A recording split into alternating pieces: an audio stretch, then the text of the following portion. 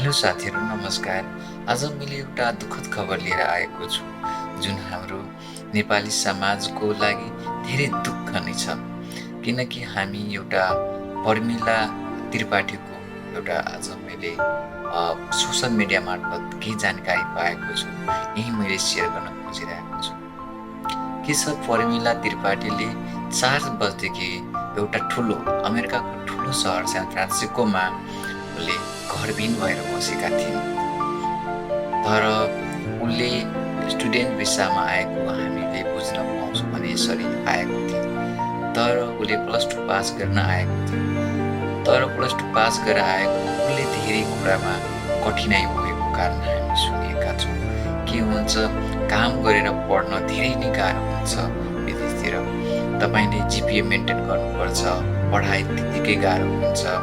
जिपिए maintain गर्नु भने तपाईँले के हुन्छ तपाईँ आफ्नो फाइनेन्सियल एड जस्ता कुराहरू तपाईँ लुज गर्न सकिन्छ। अब लुज गरेपछि तपाईँले काम पनि गर्नुपर्यो, काम गरेर पनि पढ्न त्यत्तिकै धाउँ हुन्छ। त्यसपछि यस्तो गर्दा बहिनीले यस्तो डिप्रेसनको शिकार भएछ। डिप्रेसनको शिकार भएपछि उसले होमलेस भएका बुझिन्छौँ। तर 4 बजेदेखि होमलेस भएर पनि उसले बाटोमा आफ्नो जिन्दगी बिताइरहेको थियो। तर कति नेपाली समाजले पनि उसलाई हेल्प गर्न पनि खोजेका थिए भने सोसल मिडिया मार्फत जानकारी पाएको छु। तर के वास्तविकता थाहा छैन। तर वास्तविकता त्यहीँ पाएको थिएँ। तर म यही भन्न चाहन्छु कुनै पनि साथीभाइ बहिनीहरू विदेशतिर पढ्न आउनुहुन्छ भने अलिक परिपक्व भएर अन्डर ग्रेजुएट कम्तीमा मिनिमम तपाईँले अन्डर ग्रेजुएट क्लियर गर्नु।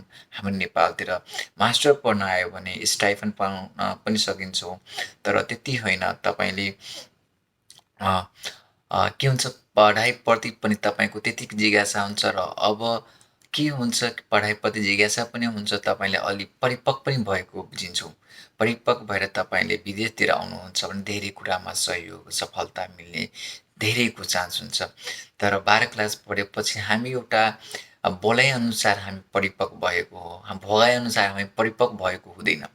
वास्तवमा बुझ्नु परेको धेरै कुरा हामीले जोखिम उठाउनु भएको हुँदैन। किनकि हामी 9-10 पढ्दा गाउँमै कति पढ्छ, कति बजारमा आएर पढ्छ। तर के हुन्छ आमा बुवाको गार्जियनसिपमा हुन्छ। 11-12 पनि त्यस्तै हुन्छ। तर के हुन्छ एकाएक तपाईँले गाउँ घरविहीन परिवार आफ्नो गाउँको मित्र साथीलाई छोड्दाखेरि तर त्यतिखेर त खुसी मिल्छ। हामी एउटा अमेरिकाको भिसा पायो, अस्ट्रेलियाको भिसा भयो, क्यानाडाको भिसा पायो भने हामी खुसी हुन्छौँ। तर वास्तवमा बुझ्दाखेरि हाम्रो लागि खुसी त खुसी हो, तर हामीले कठिनाइ पनि त्यति नै भोग्नुपर्छ विदेशमा। विदेशको भूमिमा कतै पनि रुखमा पैसा फल्दैन। तपाईँले काम गरे बापत तपाईँले पैसा मिल्छ। काम गरेर सबै कुरा मेन्टेन गर्नुपर्छ।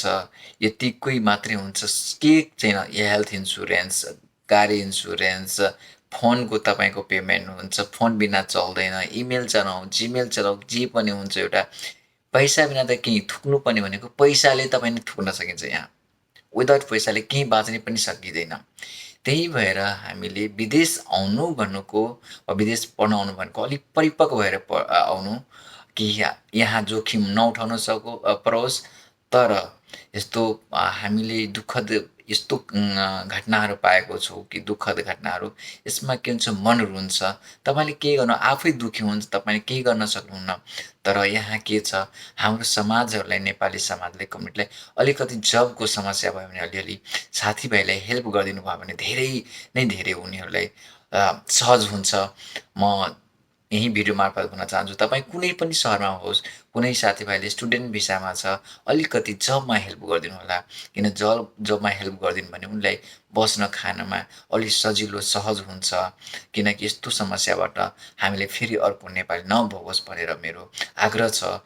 यति भन्दै साथीहरूलाई म यो बहिनीप्रति हामी श्रद्धाञ्जली व्यक्त गर्दै उनीहरूको भगवान् उसको आत्मालाई शान्ति दियोस्। तर यही भन्छु परिवारले पनि यसको दुःख र सुखमा सबै साथ मिलोस् भनेर एउटा कामना छ। किनकि कसैको छोरी, कसैको बहिनी, कसैको रिलेसन गुमाएको, कसैको साथीभाइ गुमाएको भनेर हामीले यस्तो दुःख त पाएको कारणले हामी सबैजनालाई आग्रह गर्न चाहन्छु एकअर्कालाई हेल्प गर्नु होला प्लिज। साथीहरू कसैले जब खोज्नुहुन्छ कतै रुड हुन्छ त्यस्तो तरिकाले नबोलिदिनु होला। तपाईँले पैसा अलिक कम दिनुहोला, तर तपाईँले जब खोज्यो भने उनीहरूको भाग्य अलिकति परिवर्तन हुन्छ भन्ने आशा र विश्वास राखेको छु। ल धन्यवाद साथीहरू।